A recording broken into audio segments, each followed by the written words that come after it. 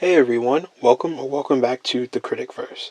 Today we're continuing with our review of Percy Jackson and the Olympians, with Season 1, Episode 3, titled We Visit the Garden Gnome Emporium. Now, before we get to the video, don't forget to like, comment, and subscribe to follow as we go through the rest of the season, to keep updated on all things Critic-Verse, and to help me reach my current goal of 500 subscribers. Also, a heads up, this video does include a recap of the episode, but I hope you've seen the source media as this is not a market substitute. Now, on to the review. The episode is once again titled, We Visit the Garden Gnome Emporium.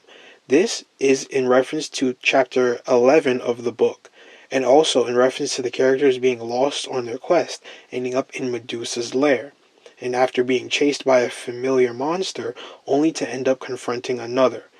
But is she really a monster, or someone with a different perspective on what the gods have to offer to our heroes? The episode begins with Percy venturing into an attic-type environment, and Percy is actually confronting the Oracle, who makes a quest official, according to everyone at camp. Chiron has set up candidates for Percy to select for his quest of 3. Luke and Clarice are among them, but he immediately chooses Annabeth and one other person. Percy is then shown confronting Grover and tells him he chose Grover because he trusts Grover, due to a warning from the Oracle.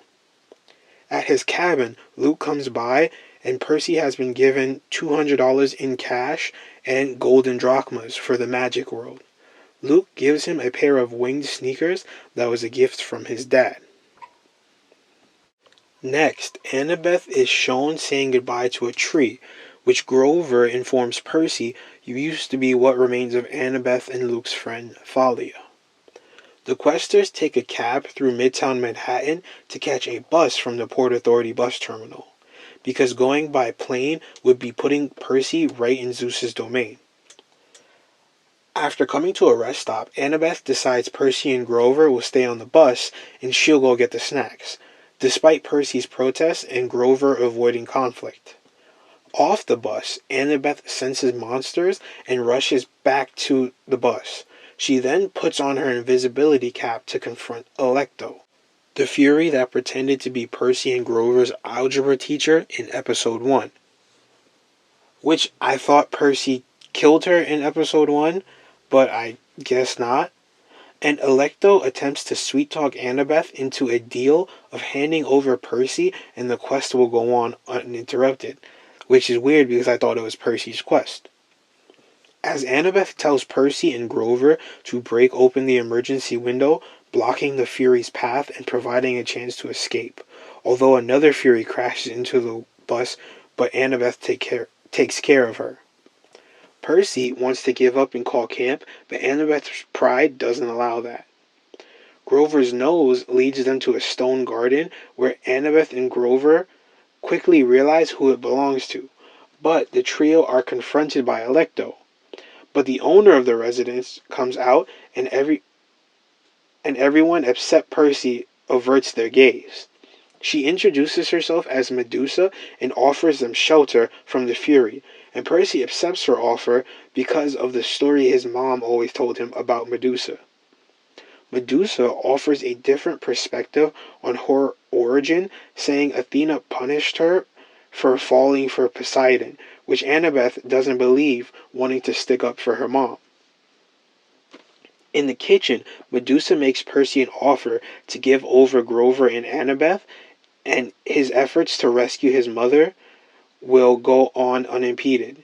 He rejects it, and Medusa lets her hair down. They hide in her basement, only to find scores more stoned people. They hide among the statues while Medusa berates them.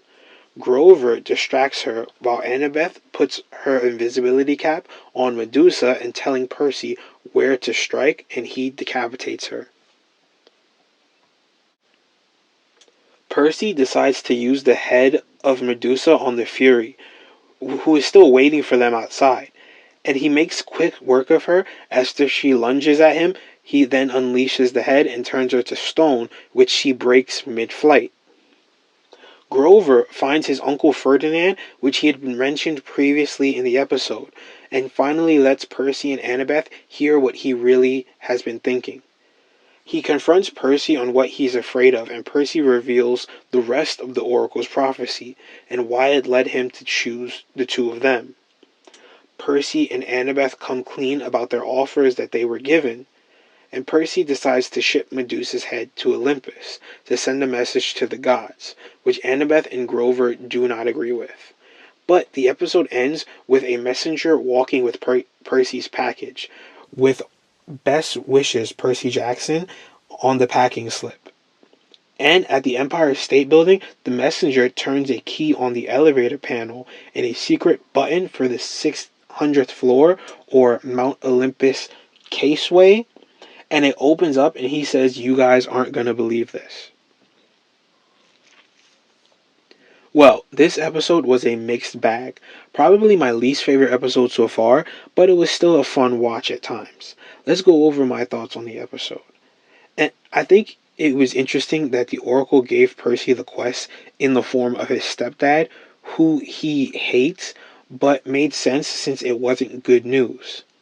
And I thought we'd get more on Percy not trusting Grover that the previous episode hinted at, but it seems Grover revealing that Percy can save his mom reinstilled that trust in Grover for Percy. The winged shoes Luke gives to Percy are different to the film. In the film, they're classic Converses, but in the show, they're red Vans.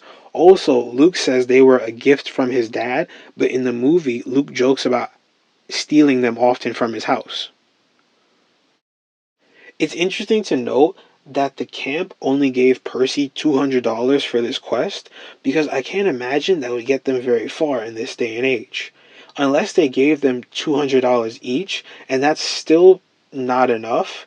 Maybe if they already purchased the bus tickets for them, considering a cab through Midtown Manhattan and 3 child Port Authority bus tickets would have ran them more than 50% of that $200.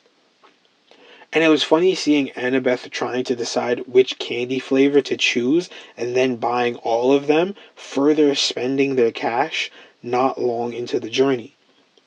But also, Annabeth probably hasn't been out in the real world for a pretty long time, since it was said that she went to camp when she was pretty young. So I can't imagine her being the one that has to choose between the candy, the chips, and the soda, being as she probably wouldn't know much. And when the kids are escaping the bus, we get to see how much, or we get to infer how much the veil covers up, because no one on the bus reacts to Mrs. Dodds like in episode 1, but no one also reacts to Percy and Grover breaking the emergency exit window most buses have at the back. And that had to force everyone off the bus. So does the veil cover up all activity when a monster is present? And later, Grover smelling hamburgers is what drew them to Medusa's property, but when they are in her home, there are no hamburgers in sight, even in the lunch that she's making.